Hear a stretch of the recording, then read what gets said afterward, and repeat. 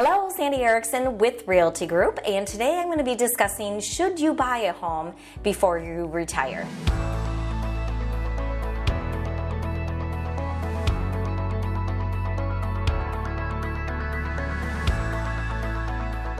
So every day in America, roughly about 10,000 people turn 65. And of course, with that, or before it or a little after, comes with a next stage in life called retirement. So a lot of times when people are thinking about retiring, they're also thinking about downsizing. So one of the questions I'm getting a lot lately is, Sandy, should we buy a home before we sell, or should we buy a home before we retire, even if we own our home outright? So today we're going to be talking about some of the challenges as well as the steps to make sure that you're prepared for the retirement years. So the first topic to really delve into are the financial considerations. So only 23% of retirees actually have mortgage debt, which is great, which means that certainly many people looking to retire have equity in their home, and so they're planning to take that equity to use towards the next property.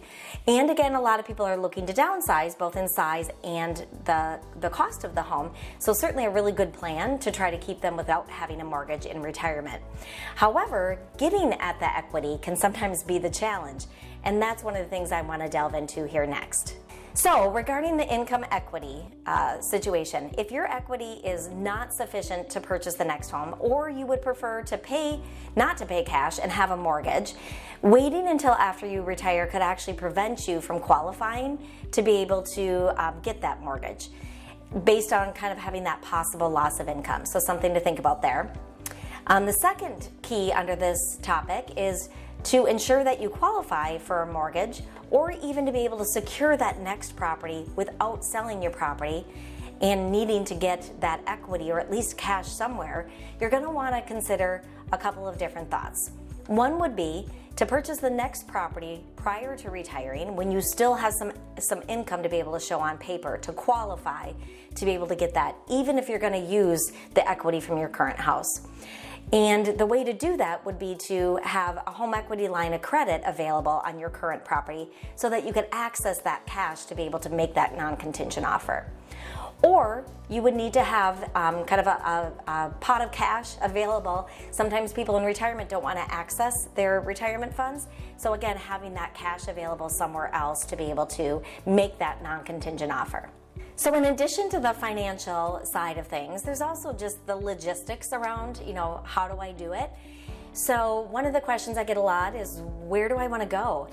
So there's a few different places that most of my clients have gone to. One is senior rental communities. That seems to be a very common place for people to go to, and there certainly are popping up all over the place now. Co-ops. So that's another opportunity to go out there and still have a little bit of an ownership, but also feel like you're in a senior community. Certainly townhomes and condos, many of which can be all on one level, so it can make certainly aging a little bit easier in a one-level living area or a one-level living facility. And really the way that I think most people find their next property or their next home would be just to start looking around, talking to friends, family, Googling, getting online, driving around, just really looking for that next place that they feel like they want to call home. So in summary, there's a lot of moving parts, both financially and logistically, to review. So if you are nearing retirement or in retirement, please reach out to me to have your personalized home move plan to ensure that you position yourself, your finances, and your property to be ready when you are. Thanks so much, and I look forward to talking to you soon.